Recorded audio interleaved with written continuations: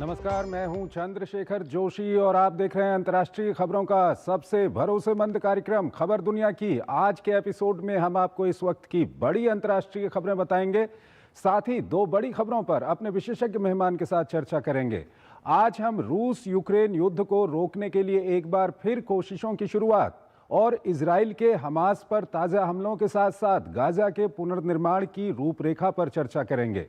कार्यक्रम के अंत में हम आपको बताएंगे कि सूडान में लाखों मौत के बाद अब यहां चल रहे गृह युद्ध को रोकने के लिए कैसे बढ़ रही है सक्रियता। होंगी और भी बड़ी और महत्वपूर्ण अंतर्राष्ट्रीय खबरें, लेकिन आइए सबसे पहले आपको दिखाते हैं इस वक्त की अंतर्राष्ट्रीय हेडलाइंस। प्रधानमंत्री मोदी जोहानिसबर्ग में आयोजित G20 शिखर सम्मेलन में हिस्सा लेने शुक्रवार को होंगे रवाना। शिखर वार्ता के दौरान हो सकती है कई द्विपक्षीय बैठकें। इब्सा की बैठक में भी करेंगे शिरकत। यूक्रेन में शांति के लिए ट्रंप ने फिर संभाला मोर्चा। नए प्रस्ताव की चर्चा के बीच अमेरिकी प्रतिनिधिमंडल पहुंचा कीव। ईयू ने कहा किसी भी शांति योजना में यूक्रेन और यूरोप को साथ लेना जरूरी।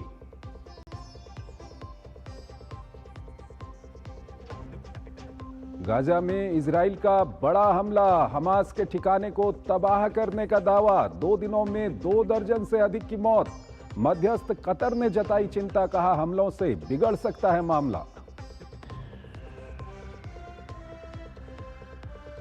नेपाल में जेन जी का फिर से हिंसक विरोध प्रदर्शन। पूर्व पीएम ओली की सीपीएन यूएमएल के समर्थकों के साथ झड़प। कई हिस्सों में लगा कर्फ्यू।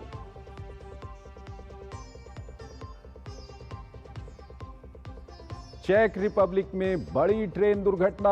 आमने सामने की टक्कर में 40 लोग घायल, 5 की हालत गंभीर। स्टॉप सिग्नल पार होने के कारण हुआ हादसा।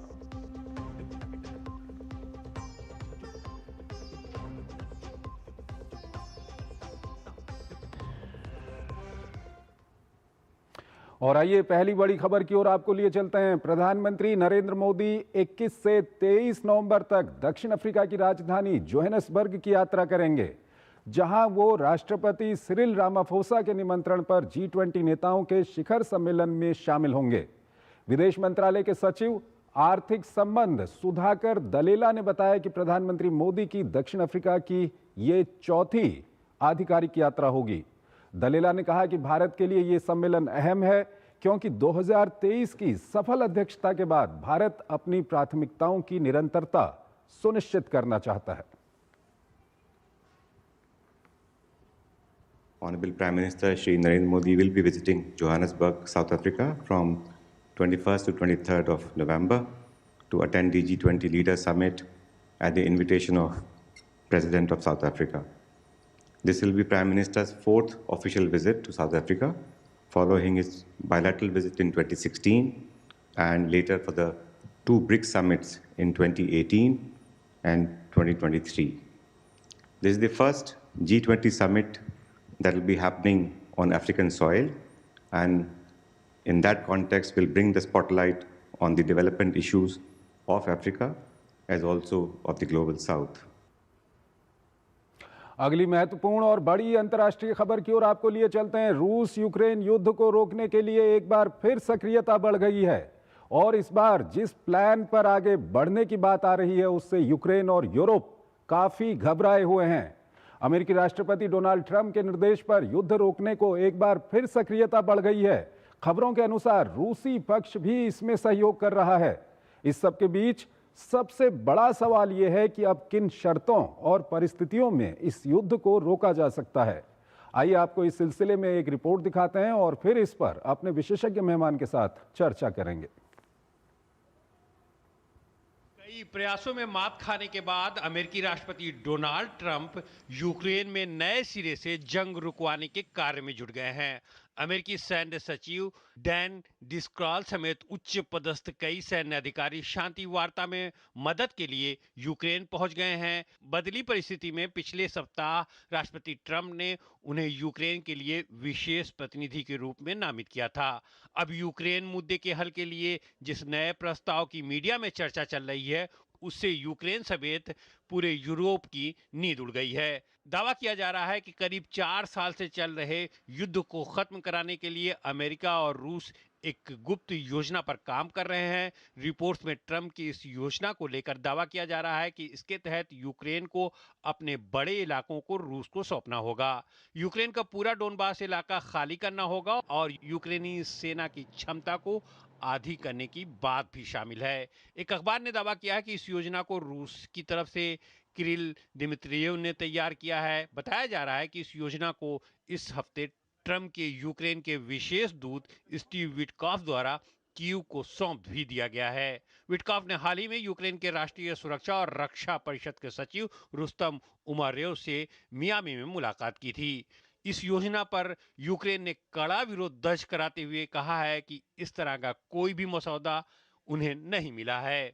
ट्रंप का ये शांति प्रस्ताव 28 बिंदुओं पर आधारित है। इसमें यूक्रेन के डोनबास क्षेत्र को छोड़ने और सीमा पर सेना की संख्या घटाने के साथ ही हथियारों की कई प्रमुख श्रेणियों को भी त्यागना होगा। इसके साथ ही अमेरिका कीव को दी जाने वाली सहायता में कटौती करेगा। साथ ही यूक्रेन की जमीन पर विदेशी सैनिकों की तैनाती की भी अनुमति नहीं दी जाएगी। यूक्रेन को पश्चिमी देशों से मिलने वाले लंबी दूरी के हथियारों पर रोक लग जाएगी।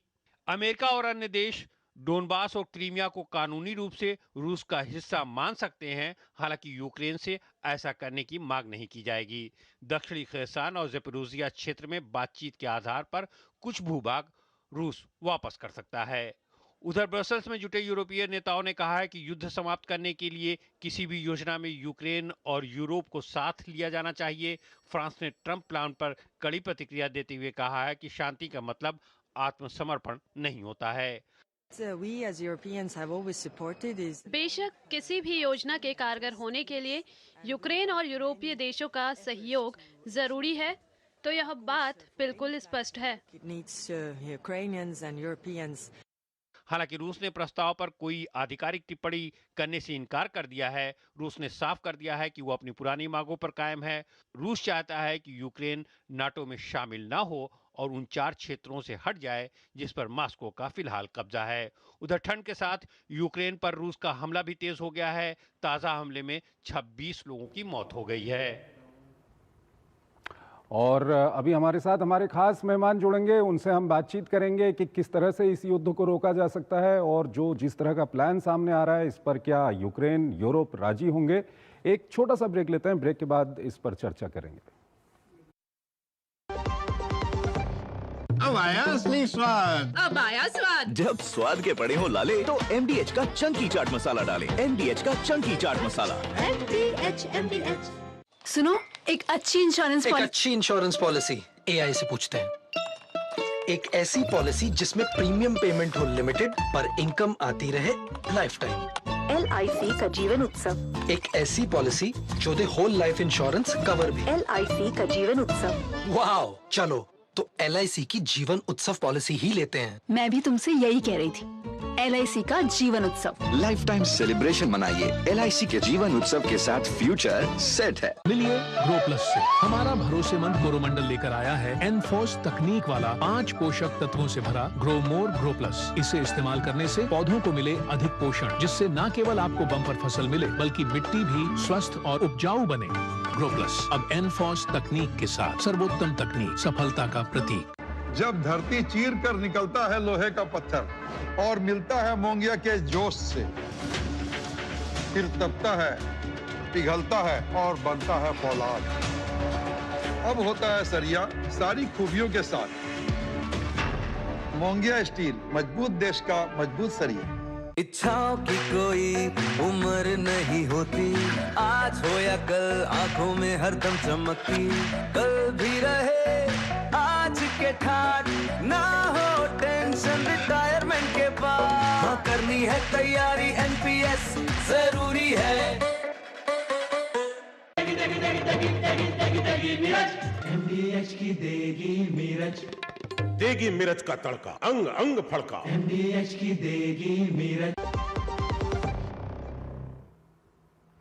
स्वागत है आपका। ब्रेक के बाद हमने आपको बताया कि किस तरह से तैयारियां चल रही हैं रूस और यूक्रेन युद्ध को रोकने के लिए। एक नए प्लान पर चर्चा हो रही है। हमारे साथ आलोक बंसल हमारे साथ जुड़े हुए हैं, विदेशी मामलों के जानकार हैं, उनसे हम बातचीत करेंगे। आलोक जी, बहुत बहुत स्वागत है आपका हमारे इस कार्यक्रम में। आलोक जी, ये जिस तरह की खबरें आ रही हैं कि अब एक नए प्लान पर चर्चा हो रही है रूस और यूक्रेन युद्ध रोकने के लिए, और सक्रियता भी काफ़ी बढ़ गई है, क्या कुछ कहेंगे? देखिए, जब से ट्रंप साहब राष्ट्रपति बने हैं उससे पहले उन्होंने कहा था कि मैं 48 घंटे के अंदर युद्ध रोक दूंगा। उसके बाद से उन्होंने हर तरीके की टेक्निक ट्राई की है, कभी रूस पर दबाव बनाना, कभी यूक्रेन पर दबाव बनाना, और इस तरीके के कई प्रपोजल्स उनके आते रहे हैं और कई बार ऐसा लगा है कि हम बिल्कुल शांति के करीब पहुंच गए हैं। अब देखते हैं ये जो उन्होंने 28 सूत्री शांति योजना बनाई है, इसको कितना दोनों साइड मानती हैं, क्योंकि कई बार ऐसा लगा कि शांति हो रही है और शांति होते होते वो स्थिति नहीं मिल पाई है। तो देखते हैं, क्योंकि अमेरिका की जो कैपेसिटी है वो यूक्रेन पर दबाव बनाने की तो है, पर रूस पर वो उचित दबाव नहीं बना पा रहा है, और जो रूस की वाजिब मांगे हैं उनको बिना पूरा किए मुझे नहीं लगता कि ये शांति स्थापित हो पाएगी। आलोक जी, मीडिया के जरिए ये बातें सामने आ रही हैं, जो बैक चैनल रूस और अमेरिका के बीच में बातचीत चल रही है। पिछली बार जो एक तरह का प्रस्ताव रखा गया था कि जो प्रेजेंट लाइन है, लाइन ऑफ वॉर है, वहीं पर सीज फायर कर लिया जाए, लेकिन रूस नहीं माना था उसको। अब ये जो पॉइंट्स सामने आ रहे हैं, इसमें कहीं ना कहीं रूस की जिस तरह की मांग थी वो इसमें पूरी होती दिखाई दे रही है। और जैसा कि आप बोल रहे हैं कि यूक्रेन के ऊपर दबाव बनाने की अमेरिका की पूरी क्षमता है, तो क्या लगता है आपको, क्या ये सफल हो सकती है, ये जो योजना आ रही है सामने? ये सफल तो हो सकती है, हालांकि यूक्रेन के लिए भी आसान नहीं होगा कि अपनी भूमि छोड़ दे। अभी कुछ ऐसी भी खबरें आ रही हैं कि जो 4 राज्य थे जिनको कि रूस ने अपने में समावेश कर लिया था, उसमें से शायद 2 राज्य जो हैं, खेरसोन और एक और, उसको छोड़ दे और सिर्फ लुहांस्क और डोनेट्स्क तक सीमित रह जाए। पर अभी क्या इसके ब्लूप्रिंट हैं, क्या आगे बढ़कर होता है, कहना थोड़ा मुश्किल है। और इसमें कोई शक की बात नहीं कि दोनों ही रूस और यूक्रेन चाह रहे होंगे कि ये युद्ध विराम हो जाए, लेकिन एक ऐसी शर्तों पर हो जो उनको अपने आवाम को दिखाने के लिए उचित लगे, कि जिसमें ये नहीं लगे कि वो किसी तरीके से झुके हैं या उन्होंने अपने राष्ट्रीय हितों के साथ समझौता किया है। हालांकि अब देखते हैं आगे चलकर ये क्या होता है। दूसरी तरफ राष्ट्रपति ट्रंप के लिए भी बहुत आवश्यक है कि वो अपने जो ऑडियंस है, क्योंकि उनकी जो लोकप्रियता है वो भी कम होती चली जा रही है, और जिस तरीके के हालात अमेरिका में हैं, उनको ये भी दिखलाना आवश्यक है कि जो उन्होंने वायदे किए थे चुनाव में, उसको कुछ हद तक वो पूरा करने में सक्षम है। क्योंकि अभी जो चुनाव हुए थे, जैसा हमने देखा कि 2 राज्यों के राज्यपालों के चुनाव हुए और न्यूयॉर्क के मेयर के चुनाव हुए, उन दोनों ही तीनों में रिपब्लिकन पार्टी को भारी नुकसान मिला। तो ये लगता है कि वो भी चाह रहे होंगे कि जो उन्होंने चुनाव के दौरान वादे किए थे वो उसको दिखा सके कि हाँ, अब मैं रूस यूक्रेन युद्ध को बंद करने में सक्षम रहा हूं, और उसका श्रेय वो ले सके। क्योंकि उन्होंने जो पहले कुछ श्रेय लेने की चेष्टा की है, जैसे भारत पाकिस्तान युद्ध में भी उन्होंने श्रेय लेने की कोशिश की और उसमें उन्हें विफलता मिली। यूरोप की भूमिका को लेकर के क्या कुछ कहेंगे? क्योंकि यूरोप जिस मजबूती के साथ यूक्रेन के साथ खड़ा है वो एक तरह से अभूतपूर्व है। हालांकि हाल के महीनों में हम कहें तो ट्रेड को लेकर के, दूसरी चीज़ों को लेकर के अमेरिका के आगे यूरोप को कहीं ना कहीं कमज़ोर होना पड़ा है। लेकिन यहाँ पर अगर इस योजना पर काम किया जाता है तो यूरोप की भूमिका कैसी लगती है आपको? देखिए, यूरोप के राष्ट्रों को लगता है कि अगर आज यूक्रेन के ऊपर रूस का कब्जा हो जाता है, ये यूक्रेन की भूमि पर, तो आगे चलकर उनके ऊपर भी हमला होगा। विशेषकर वो राज्य जो कि रूस की सीमा से सटे हुए हैं या रूस के आसपास हैं, जैसे पोलैंड हो गया जो यूक्रेन से सटा हुआ है, या जो पुराने बाल्टिक गणराज्य हैं जैसे लिथुआनिया, लैटविया, एस्टोनिया। तो कई राज्यों में कुछ घबराहट है, और इसी कारण यूरोप के राष्ट्रों ने पूरी कोशिश की है कि अमेरिका के समर्थन जो है कम होने के बाद जो भी यूक्रेन की सैन्य सामग्री की कमी हो उसको पूरा करने में वो पूरी कोशिश करें। लेकिन साथ ही साथ हमने ये देखा कि जब अमेरिका के साथ व्यापार समझौते की बात हुई तो यूरोपीय राष्ट्रों ने चुपचाप अमेरिका की बात मान ली और दब गए और समझौते पर वो दस्तखत कर लिए जो अमेरिका के हित में थे। उन्होंने अपने जो कुछ हित थे उनके साथ कॉम्प्रोमाइज किया और अमेरिका की शर्तों को काफी हद तक मान लिए। ठीक है, आलोक जी हमारे साथ बने रहिएगा। एक और महत्वपूर्ण खबर है, उस पर अभी हम बातचीत करेंगे। हमको यहाँ पर एक छोटा सा ब्रेक लेना है, एक छोटा सा ब्रेक लेते हैं। दादी के हाथों का जादू और खुशबू से महकता घर। MDH गरम मसाला, असली मसालों से भरा हूँ मैं, क्योंकि हर रिश्ता है स्वाद से जुड़ा। 2047 में कैसा होगा विकसित भारत का विकसित उत्तर प्रदेश? क्या आप चाहते हैं कि कृषि क्षेत्र में नवाचार और पशुधन की समृद्धि से बढ़े अन्नदाता की आमदनी, गांव-गांव तक पहुंचे चौड़ी सड़कें, हवाई यात्रा के लिए किसान की जेब में हो पैसे, विश्व स्तरीय शिक्षा और वर्ल्ड क्लास इलाज, बढ़े उद्योग, रोजगार, नौकरी और अपना व्यापार, रिन्यूएबल और ग्रीन एनर्जी हो यूपी में फुल, ताकि कभी न हो बत्ती गुल। डीप टेक, AI और इलेक्ट्रॉनिक संसाधनों का बिछे जाल, सांस्कृतिक धरोहर का पुनर्जागरण और गौरव काल। क्या आप चाहते हैं ऐसा उत्तर प्रदेश? अगर हाँ तो उठाइए मोबाइल, QR कोड को स्कैन करें और पोर्टल samarthuttarpradesh.up.gov.in पर लिखकर या बोलकर दर्ज कराएं सुझाव। आपके सुझाव से बनेगा विकसित यूपी का रोड मैप और मूल्यवान सुझाव देने वाले किए जाएंगे सम्मानित, क्योंकि आपकी राय विकसित यूपी बनाए। मेरी पसंद, मेरी पसंद, मेरी पसंद, मेरी पसंद, हमारी पसंद, हम सबकी पसंद। मजबूत देश का मजबूत सरिया मोंगिया स्टील। क्या आपको है आकर्षक बचत विकल्पों की तलाश? LIC प्रस्तुत करता है नवजीवन श्री सिंगल प्रीमियम प्लान। एक मुश्त प्रीमियम राशि जमा करें, जीवन बीमा कवर का आनंद उठाएं, परिपक्वता पर गारंटीकृत निश्चित राशि प्राप्त करें, तरलता विकल्प भी उपलब्ध। अभी खरीदें। मौजूदा पॉलिसी धारकों के लिए आकर्षक छूट, नियम और शर्तें लागू। गोल्डी छोले मसाले, जहाँ जाए रिश्ते बनाए। गोल्डी लाए हैं फ्रेश लॉक टेक्नोलॉजी, जो रखे मसालों को हर समय फ्रेश। स्वागत है आपका। ब्रेक के बाद अगली महत्वपूर्ण खबर की ओर आपको लिए चलते हैं। गाजा में शांति के बीच इजराइल ने एक बार फिर गाजा में हमास के ठिकानों पर हमला कर उसके लड़ाकों को ध्वस्त कर दिया। इजराइल ने कहा कि हमास यहां युद्ध विराम का उल्लंघन कर रहा था। अमेरिका ने संदेह जताया है कि हथियार डालने की शर्त से बचने के लिए हमास युद्ध विराम का उल्लंघन कर रहा है।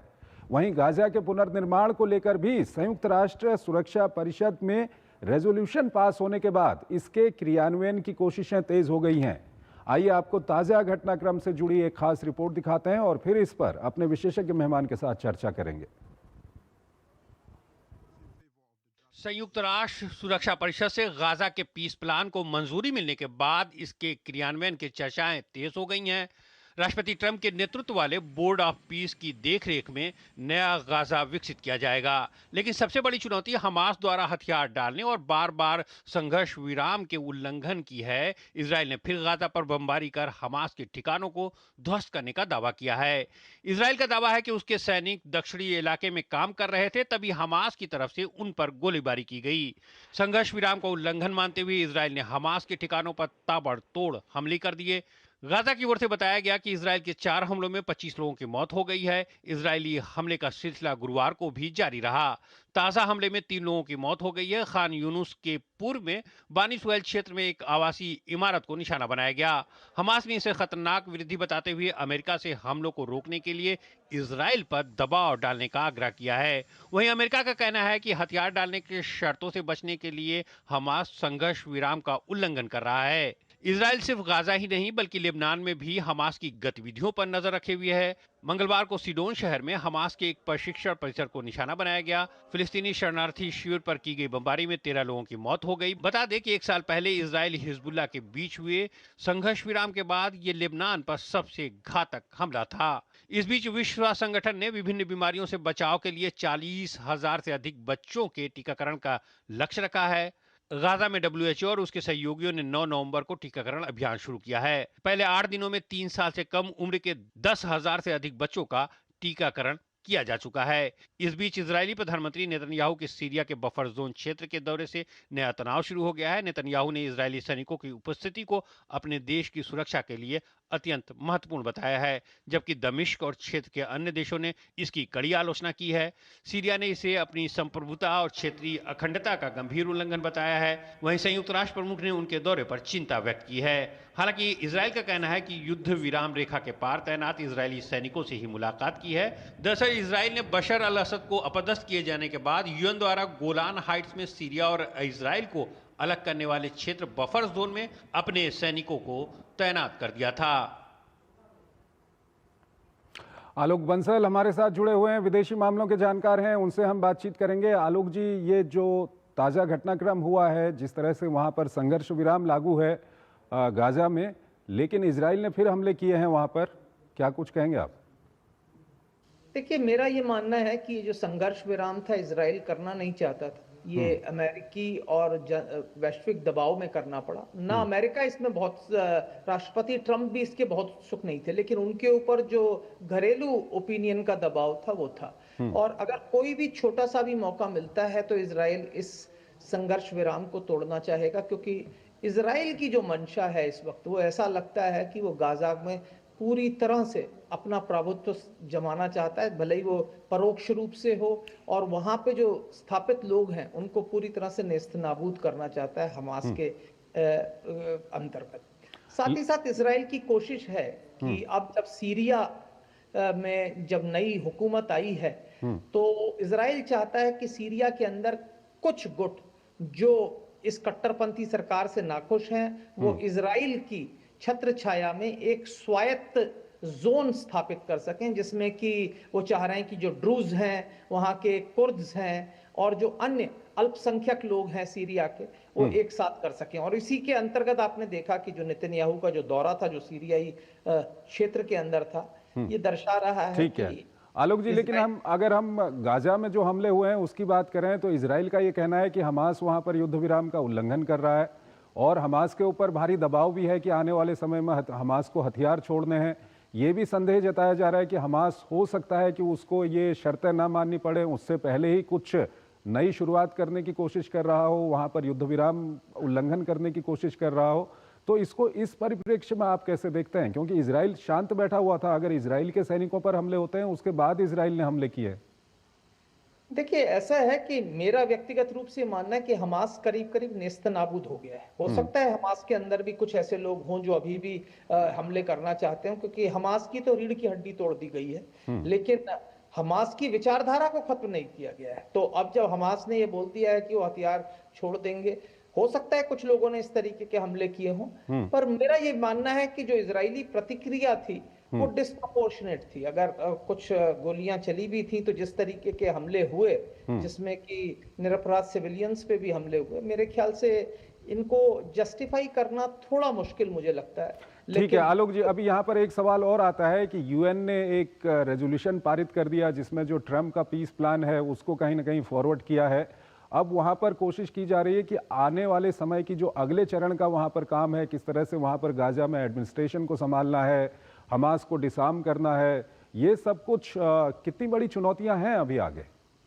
देखिए, बहुत बड़ी चुनौती है। पहले तो अभी ये जो अरब जो फोर्स आएगी जो वहां पे पीस स्थापित करेगी, वो कौन होगा, उसमें कौन से राष्ट्र तैयार हैं, अभी तो उनकी ही एक समस्या है। फिर किस तरीके से ये टेक्नोक्रेट गवर्नमेंट रहेगी, वो कौन चलाएगा, अभी काफी चीजें ऐसी हैं जो स्पष्ट नहीं है। और गाजा के अंदर जिस तरीके का इंफ्रास्ट्रक्चर ध्वस्त हुआ है, उसको उसके पुनर्निर्माण के लिए बहुत समय और बहुत सारे संसाधनों की आवश्यकता है। ये जो हमास खुद को डिसार्म नहीं करना चाहता, ये कितनी बड़ी चुनौती होगी? ये तो बहुत बड़ी चुनौती होगी। अगर हमास डिसार्म नहीं करता है तो फिर वही होगा जो अभी तक हो रहा था। मेरे ख्याल से हमास के ऊपर दबाव है वहां के लोगों का भी और अंतर्राष्ट्रीय समुदाय का भी कि वो डिसार्म करें। और हमास ने जब समझौते पर को माना था तो उन्होंने ये बात मानी थी कि वो डिसार्म करेंगे। अब देखना है कि क्या हो रहा है, कैसे हो रहा है, क्योंकि इस जो अरेंजमेंट है इसमें मध्यस्थों की भूमिका महत्वपूर्ण है। और इसमें क्या है कि बाइलेटरल इंटरेक्शन हो रहा है, जबकि होना ये चाहिए कि कोई तीसरी शक्ति जो है मध्यस्थ के रूप में कार्य करे और ये स्थापित करे कि हमास डिसआर्म हो रहा है और इजराइल भी अपने हिस्से की बातें। आलोक जी, बहुत बहुत शुक्रिया आपका, आप हमारे इस कार्यक्रम में जुड़े और अपना महत्वपूर्ण विश्लेषण आपने हमारे दर्शकों के सामने रखा। और इस अंतर्राष्ट्रीय खबरों का हमारा जो ये खास कार्यक्रम है, सबसे भरोसेमंद कार्यक्रम है, इसको हम यहीं पर ख़त्म करते हैं। लेकिन जाते जाते आपको छोड़ जाते हैं आज की कुछ और महत्वपूर्ण और बड़ी अंतर्राष्ट्रीय खबरों के साथ। आप इन खबरों को देखिए और हमारी पूरी टीम को इजाज़त दीजिए। नमस्कार।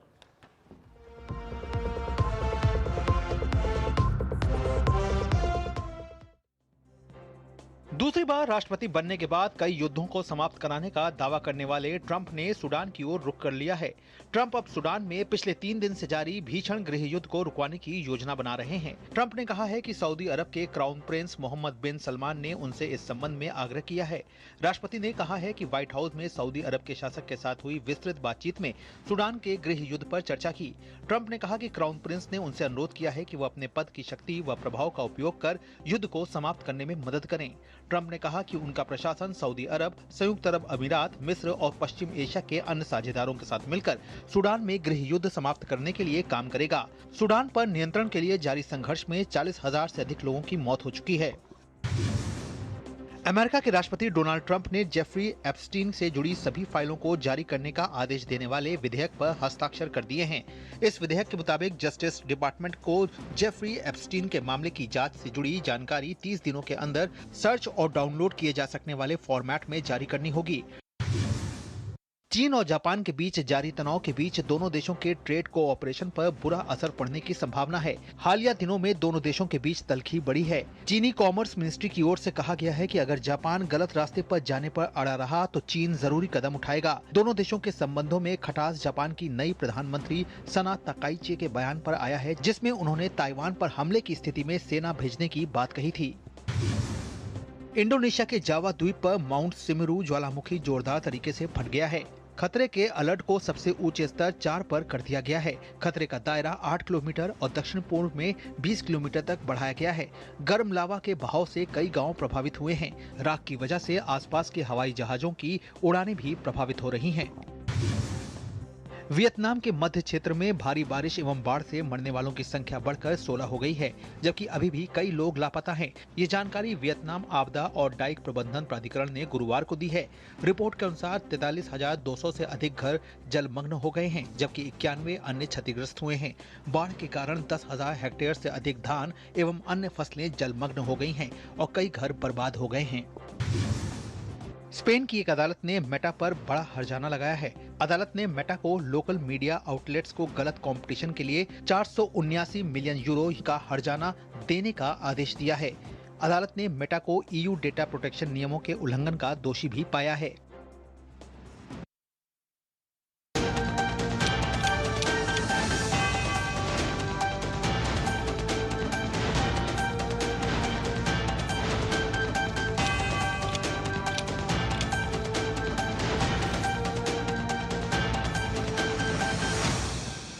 खबर